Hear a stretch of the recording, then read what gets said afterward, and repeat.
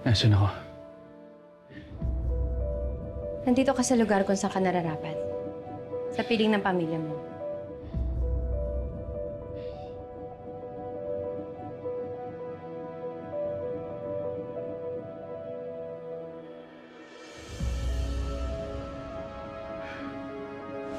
Suotin niyo lang po yan.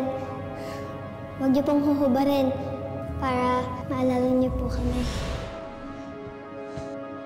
Saan ako yung bracelet mo? Anong bracelet?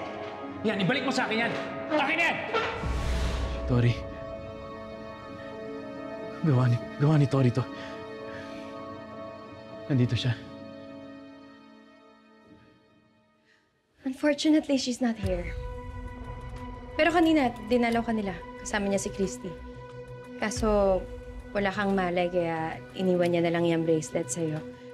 Hinayaan ko nga nasuot mo habang natutulog ka. Tigilan mo ako sa bait-baita mo. Kaya ako walang malay kanina dahil sa'yo. Jordan naman, tama bang magsisihan pa tayo? I did what's best for you. Pinalabas mo akong baliw. Para yun sa ikakabuti mo.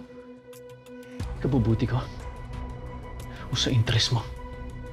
Hindi ako kasing sama ng iniisip mo. Huwag mo kong daanin dyan sa pagdadrama mo. Bistado kita. Bistado ko ugali mo.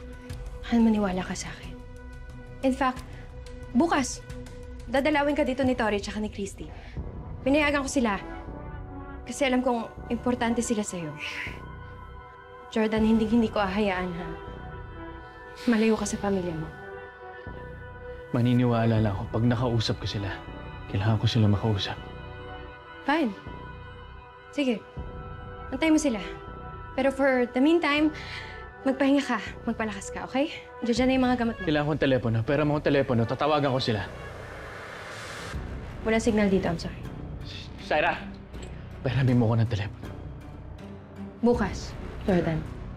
Lahat yan bukas. Mag-antay ka na lang bukas. Ngayon, magpahinga ka.